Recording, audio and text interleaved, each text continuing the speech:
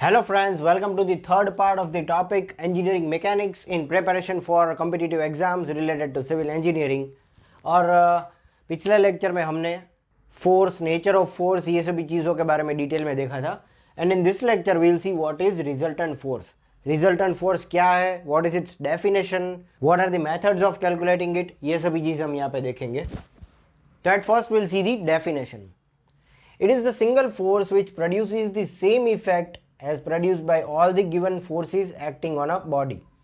मतलब अगर ये एक बॉडी है हमारे पास, उसके ऊपर तीन फोर्सेस एक्ट कर रहे हैं। ये हो गया 10 किलो न्यूटन, ये है 1 किलो न्यूटन और ये है 5 किलो न्यूटन। तो ये body due to this three forces यहाँ से सपोज यहाँ तक आ जाता है, तो हम ये फोर्सेस रिमूव कर सकते हैं, ये तीनों फोर्स रिमूव कर सकते हैं।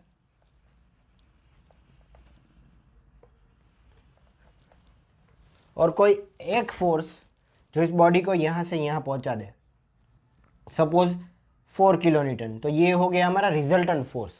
All other unnecessary forces are removed, तो ये जो एक फोर्स बचा है उसे हम रिजल्टेंट फोर्स कहते हैं। अब फिर से रीड करते हैं। It is the single force, कोई एक ही फोर्स है, which produces the same effect. यहाँ से यहाँ तक आ रहा था, यहाँ पे भी यहाँ से यहाँ तक ही आ रहा है, सेम इफेक्ट है इस बॉडी पे, as produce by all the given forces acting on a body. So this force is known as resultant force. फिर इसके बाद हम देखेंगे how can we calculate resultant force. कोई भी बॉडी पे, जैसे कि हमने यहाँ पे 10, 1 और 2 किलो न्यूटन का सिर्फ एक रिजल्टेंट फोर्स बनेगा 4 किलो न्यूटन, वो एक्चुअल में कैलकुलेट कैसे होता है, how can we calculate that, तो वो हम डिटेल में देखेंगे। There are basically 4 different method, 4 अलग अलग मेथड है हमारे पास कैलकुलेशन के लिए। पैरेललोग्राम लॉ ऑफ फोर्सेस, ये हो गई एक मेथड। दूसरी है triangle law of forces. Third is polygon law of forces. And fourth is if there are more than 2 forces, sigma H and sigma V method can be used. तो दोस्तों चलिए सबसे पहले हम ये देख लेते हैं कि ये पैरेललोग्राम लॉ ऑफ फोर्सेस से हम रिजल्टेंट कैसे फाइंड कर सकते हैं। तो suppose there is a body, तो 2 different forces acting simultaneously on a body. ये 2 फोर्सेस है, एक बॉडी पे एक्ट कर रहे हैं, तो it can be represented as a 2 sides of a parallelogram. Suppose ये P है, ये Q है, तो ये पैरेललोग्राम की 2 साइड्स बना देते हैं। जैसे ये P उठा करके हमने यहाँ पे रख दिया और ये Q उठा करके हमने यहाँ पे रख दिया, स्केल फिक्स करके। मैग्नीट्यूड के हिसाब से हमें स्केल फिक्स करनी है। तो ये P हो गया, ये Q हो गया, ये है, ये पैरेललोग्राम हमें कंप्लीट कर देना है। इसकी साइड्स पैरेलली ज्वाइन कर देनी है। ये एक बार कंप्लीट हो जाता है पैरेललोग्राम, तो ये डायगोनल हम कनेक्ट कर सकते हैं। ये डायगोनल जो कनेक्ट किया है हमने, सपोज ये O से लेके जो भी पॉइंट है यहाँ पे, तो इसे हम रिजल्टेंट बोलते हैं। फिर इस रिजल्टेंट को हम मेजर करके मैग्नीट्यूड के हिसाब से और स्केल के हिसाब से हम इसकी वैल्यू लिख सकते हैं। फिर इस R की वैल्यू फाइंड आउट करने के लिए R is equal to under root P square plus Q square plus 2PQ cos theta। Now what is this theta? Theta दोनों फोर्सेस के बीच वाला एंगल, यानी कि ये जो एंगल है थीटा, ये P और Q के बीच में, वही एंगल यहाँ पे होगा। ये उसकी वैल्यू हमें यहाँ पे इनपुट करनी है, P square plus Q square plus 2PQ cos theta under root में। तो इससे हमें मिल जाएगी रिजल्टेंट फोर्स की वैल्यू। फिर से रिपीट करता हूँ, 2 forces simultaneously acting on a body, if it is represented by 2 sides of a parallelogram, then the resultant of the diagonal becomes the resultant, and by using this formula we can calculate resultant। R is equal to under root P square plus Q square plus 2PQ cos theta। and इसके बाद रही बात angle की, मतलब कि इसका location क्या है। रिजल्टेंट की वैल्यू तो हमें मालूम हो गई, but what is the location, तो ये होगा इसका location alpha. tan alpha is equal to Q sin theta upon P plus Q cos theta। by using this formula alpha is equal to tan inverse हम करके alpha की value find कर सकते हैं। But this is the method for finding resultant by using parallelogram law of forces.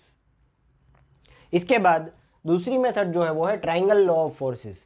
तो यहाँ पे जैसे हमने पैरेललोग्राम कंप्लीट किया था, वैसे यहाँ पे सिर्फ एक ट्राइंगल कंप्लीट कर रहे हैं।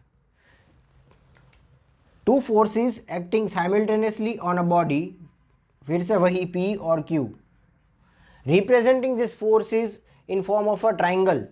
ये एक P हमने प्लॉट किया और ये Q प्लॉट किया, और ये ट्राइंगल कंप्लीट करने के लिए हमने ऑपोजिट डायरेक्शन में, ये देखो पी क्यू इस डायरेक्शन में है तो ऑपोजिट डायरेक्शन में हमने रिजल्टेंट ड्रॉ किया। तो ये जो थर्ड साइड है ट्राइंगल की वो हो जाएगी हमारी रिजल्टेंट। फिर ये एंगल मेजर करके इसका लोकेशन हम फाइंड कर सकते हैं अल्फा, और ये दोनों फोर्स के बीच का एंगल थीटा जो है वो यहाँ पे पी और क्यू के बीच में।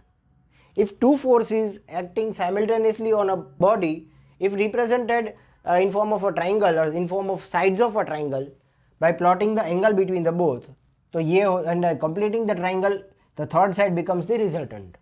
R is equal to under root p square plus q square. तो ये हो गया hypotenuse का formula. This is the triangle law of forces. And third one is polygon law of forces. तो ये क्या है, मतलब अगर हमारे पास दो से ज़्यादा फोर्सेस है तो इसे लाइक अ ट्राइंगल, एक फोर्स दूसरा फोर्स, अगर तीसरा फोर्स है तो उसके एंगल के हिसाब से, सपोज हमने यहाँ पे पहला फोर्स ए रिप्रेजेंट किया, फिर उसके ए और बी के बीच का जो एंगल है वो थीटा लगा के बी ड्रॉ किया, बी और सी के बीच का एंगल जो है वो थीटा फिर से लगा के सी बनाया, फिर डी, फिर ई। तो अगर यहाँ पे हमारा ट्राइंगल पॉलीगॉन जो है वो ख़त्म होता है तो उसे क्लोज करने के लिए एक रिजल्टेंट चाहिए। तो ये जो साइड हो गई पॉलीगॉन को क्लोज करने के लिए इन ऑपोजिट डायरेक्शन, अगर ये हमारा पॉलीगॉन इस तरफ है, फोर्सेस इस तरफ जा रहे हैं तो रिजल्टेंट ऑपोजिट डायरेक्शन में ड्रॉ करना है। तो closing this side it becomes the resultant. इसकी वैल्यू मतलब इसके जो लेंथ है वो मेजर करके स्केल के हिसाब से हम रिजल्टेंट फाइंड कर सकते हैं। And we can even measure the angle, ये एंगल मेजर कर सकते हैं to find the value of alpha. So this is the third method to find polygon law of forces. Till now we have discussed three methods: parallelogram law of forces, triangle law of forces and polygon law of forces. And फिर से अगर मैं बताऊँ कि अगर दो से ज़्यादा फोर्सेस है तो उसका रिजल्टेंट अगर हमें फाइंड करना हो तो हम इस मेथड से भी फाइंड कर सकते हैं, सिग्मा एच और सिग्मा वी वाली मेथड। उसमें क्या है कि सपोज ये दोनों फोर्सेस है या फिर ये बॉडी पे दो फोर्सेस एक्ट कर रहा है, जिसके कंपोनेंट मैं इसे निकाल देता हूँ।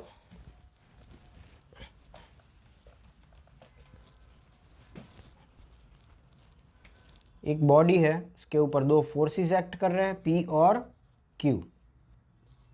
तो हॉरिजॉन्टल और वर्टिकल में हमें यह कन्वर्ट करना है। ये हो गया इसका वर्टिकल कंपोनेंट, ये हो गया हॉरिजॉन्टल कंपोनेंट। वैसे ही इसका वर्टिकल, इसका हॉरिजॉन्टल कंपोनेंट। तो इसके हिसाब से सिग्मा एच हॉरिजॉन्टल का समेशन और उसका स्क्वायर प्लस वर्टिकल का समेशन और उसका स्क्वायर पूरे अंडर रूट में हम कैलकुलेट करें तो हमें मिल जाएगा resultant. R is equal under root sigma H square plus sigma V square, ये हो जाएगा रिजल्टेंट। फिर अगर इसका एंगल हमें फाइंड करना हो, मतलब इसका लोकेशन फाइंड करना हो, तो हमारे पास फॉर्मूला है tan alpha is equal to sigma V upon sigma H. तो ये हमारा कंप्लीट हो जाएगा सिग्मा एच और सिग्मा वी वाली मेथड से रिजल्टेंट का formula. So friends, these are the four different types of methods, or we can say different laws by which we can find out the value of resultant. This is all about the third part in engineering mechanics. This is all for today. Thank you for watching.